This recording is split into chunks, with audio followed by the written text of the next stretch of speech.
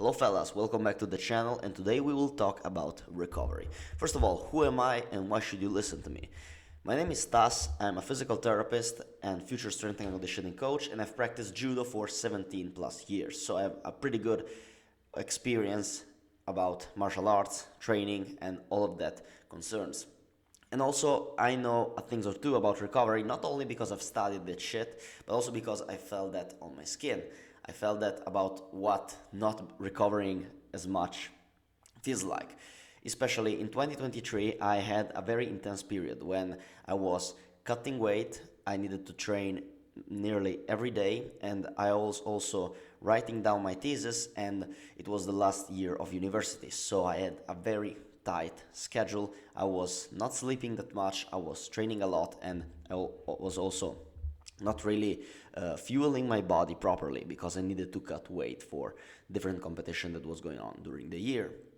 And I remember that after a couple of months of living like that, I've come back to the gym in order to do my strength training work, and my arms weren't really responding to what my body wanted to do. I wanted to do the military press exercise, and I wasn't able to lift the bar. My body was refusing to lift the bar. I wanted to push it as much as I possibly could, but my nervous system wasn't really responding to that.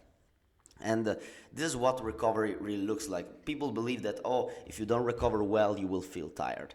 This is not the point. The point is not about not feeling tired, because sometimes you're going to feel tired and who the fuck cares. The problem is that if you don't recover as well, your performance will drop. And this is what we should be concerned about. We should be concerned about the fact that if you are benching 100 kilos the week before, then you go back to the gym and you're not able to bench 100 kilos, but you are able to bench 95. The next week you will be able to bench only 90. It means that your performance is decreasing. You're not getting better. You're not improving. This is what we should be concerned about. This is not about being soft and being tired. No. This is about not being able to become better judokas. This is the point. We will not become better athletes. Also, the problem with overtraining or under-recovering is that you will develop problem in other areas of your life. For example, you will develop hormonal imbalance. With this hormonal imbalance, you will also risk to have excessive appetite or lack of appetite, which will lead you to eating less or eating more than you should, and it will harm your health. Also, hormonal imbalances might cause you to have erectile dysfunction. Yes, your dick might stop working because you're too much stressed and you are not able to produce enough testosterone in order to have a morning wood. This is another problem that might occur if you don't pay attention to your recovery. Also, if you don't recover, you cannot push hard. You cannot really train as intense as you would normally. And if you can't push yourself hard in training, you won't get better. For the general adaptation syndrome, which is the concept, the principle of training in general, you need to give a stimulus to your body strong enough so that when you will recover, when you will stop doing the stressful activity, you will come back stronger because your body will adapt. For example, if I go doing some sets of squats, I will stress my body. Then when I will recover and eat, the tendons, the muscles, and all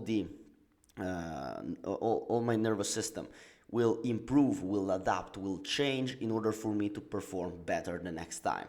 But if I don't recover, I only get the stress without the adaptation, which means that I only get worse over time. Okay? I hope that this makes sense for you.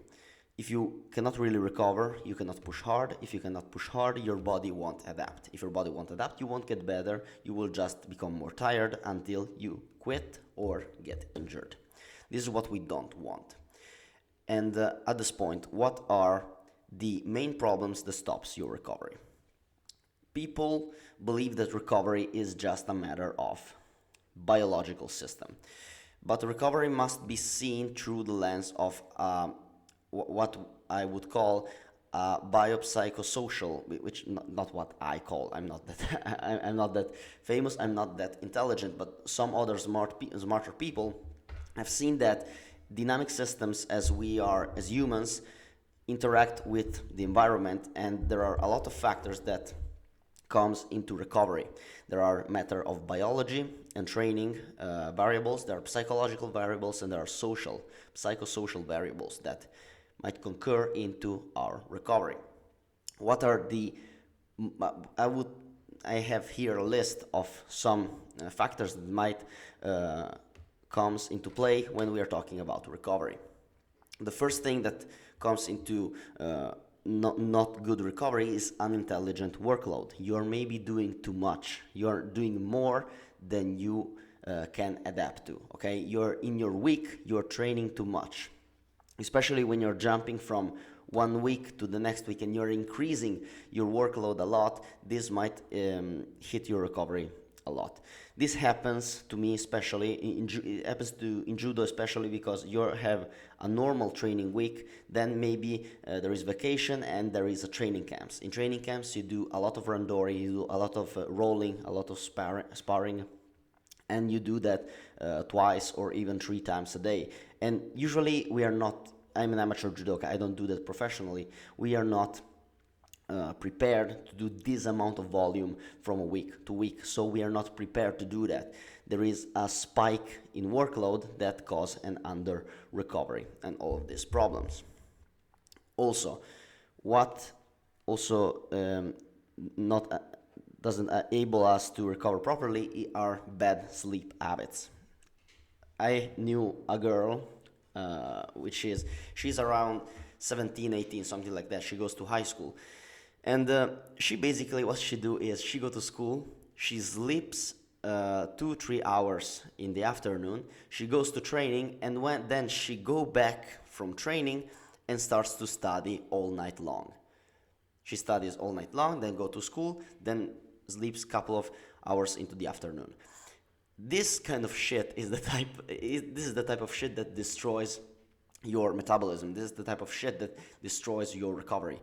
If you're not sleeping properly, you won't be able to recover. You won't be able to be mentally sharp in order to really put all of your focus and intention into your training. If you don't sleep properly, you won't be able to, your body won't be able to repair the tissue damage that training accumulates into your body. You won't be able to clean the waste, the toxins that accumulates into your body.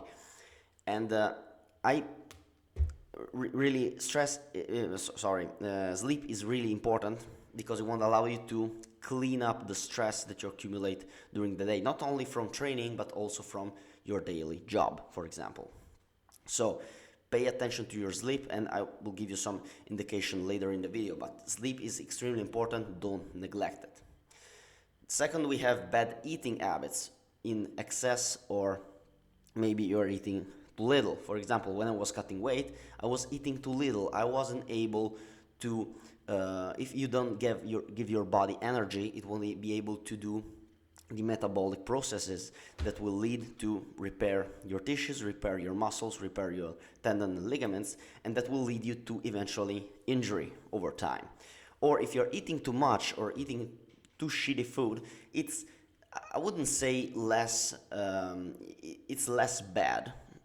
Okay, there are worse things in the world, but if you're eating shit all the time, you will be constantly, you will have constant mind fog, you feel sluggish, you will feel bloated, and you won't be able to push as hard in training as you would if you would put into your body good foods. It's like driving a Ferrari and put shitty fuel inside a Ferrari.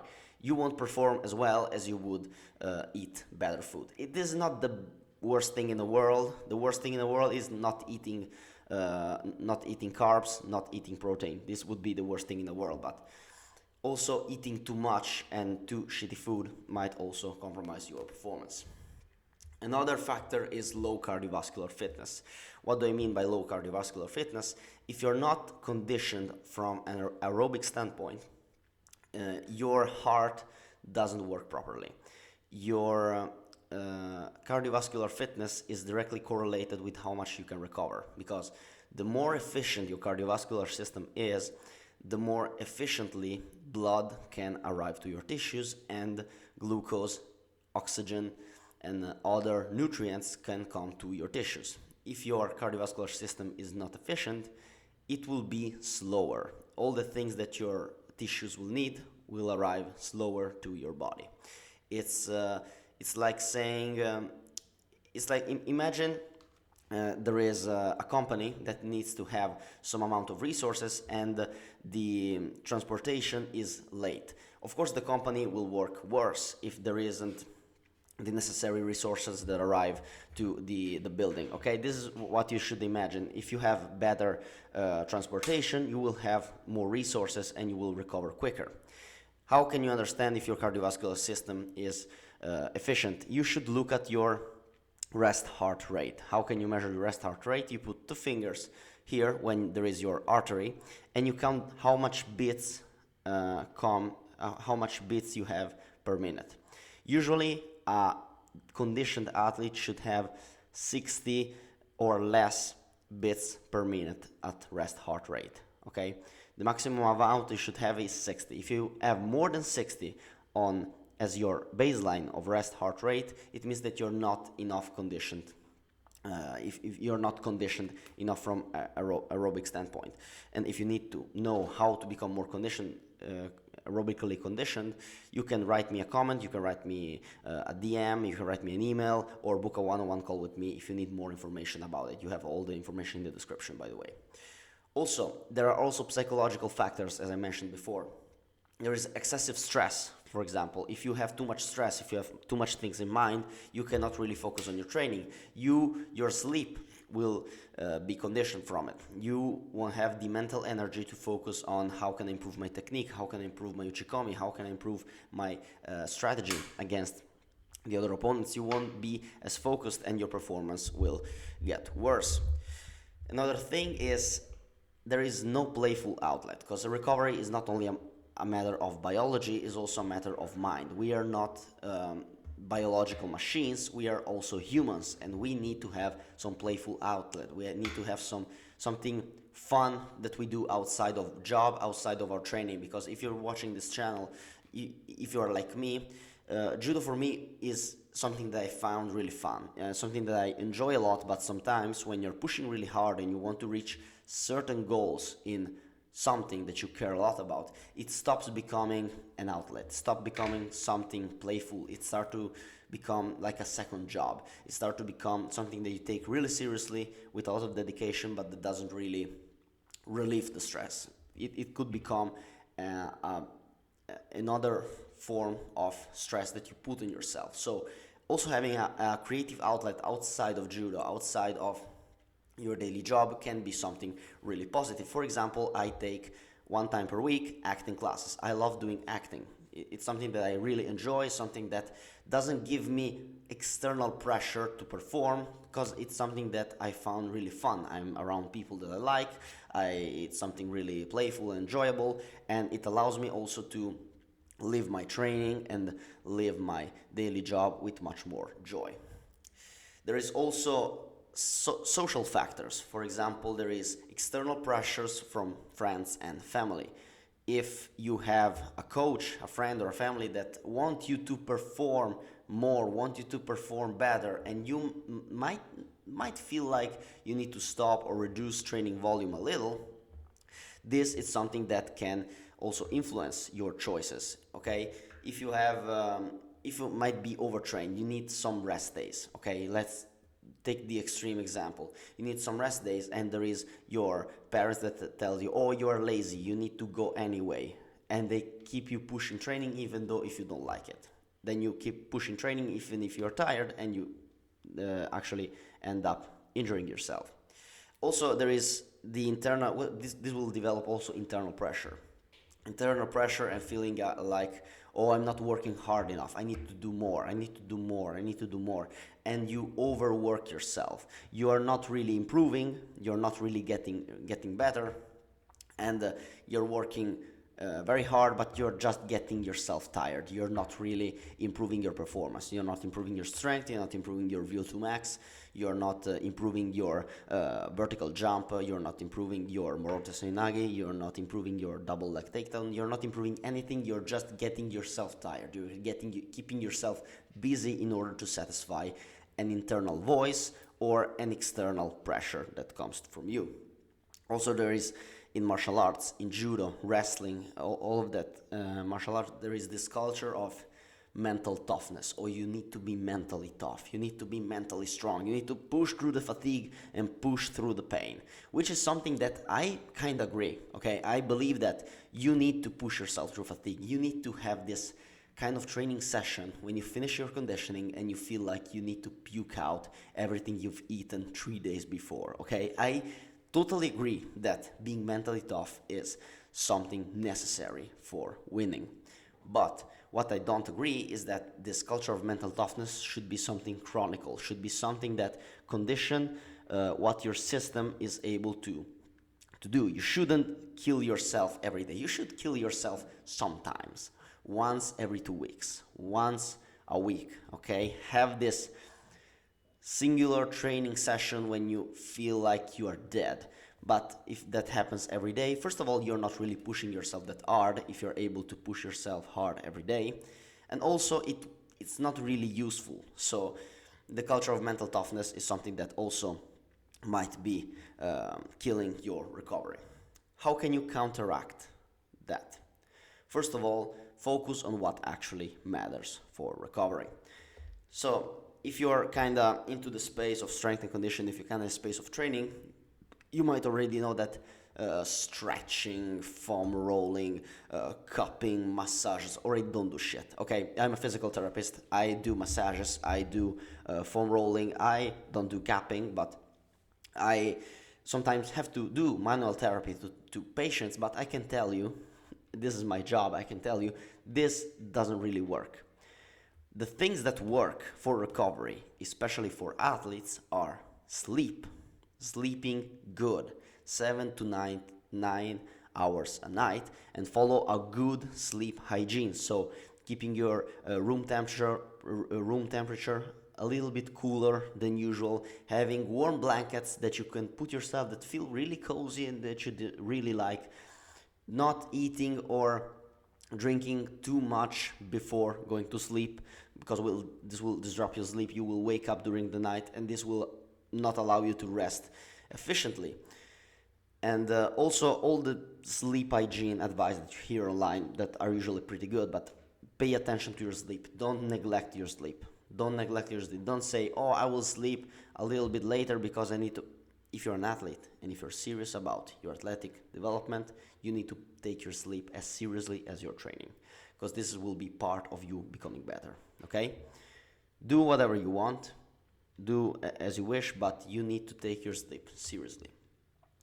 Second thing is nutrition, which is a little bit less important than sleep in my opinion, but it's still important, which will be eating whole foods, hydrate yourself properly, and eat proteins and carbs. Avoid stupid diets like the carnivore diet, or because warriors eat like that, or the ketogenic diet, or whatever the fuck trend of fitness is out there.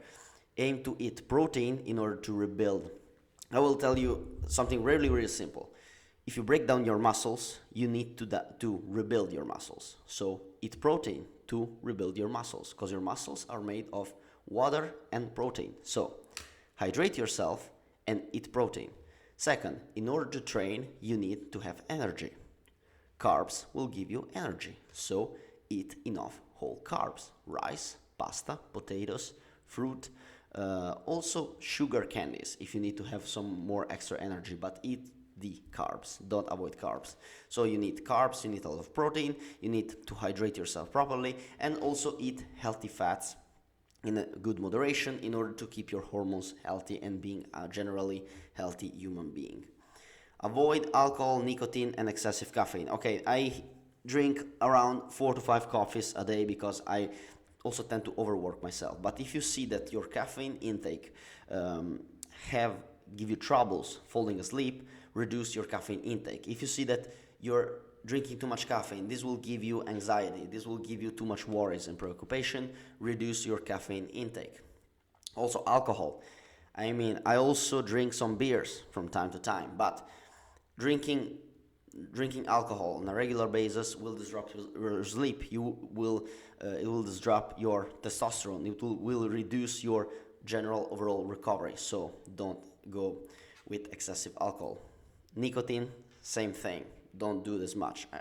I think it's absurd to tell in a video about recovery for athletes, don't do drugs. But well, we got guys like John Jones in our world, so I believe that it is something that must be told. Also, reduce stress sources as much as you can. Okay, try to avoid the dramas in your personal life. Try to avoid problems and problems in relationships as much as you possibly can, because this will give you thoughts that will distract you from training, give you thoughts that will make you stay awake at night and will disrupt your recovery. So reduce stress sources as much as you can. In order to reduce stress, another thing that you can do is practicing some mindfulness or practicing some activity that will keep you out of your out of your mind. Okay, do something enjoyable, do something that make you calmer, that will make you more happier, and will make you a less neurotic athlete.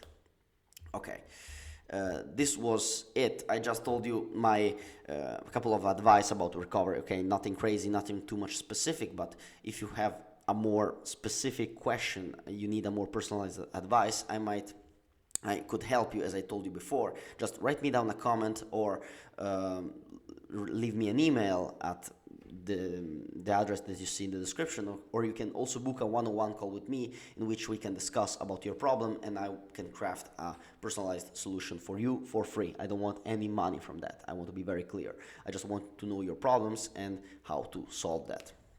Thank you for watching. Remember to aim upward as always.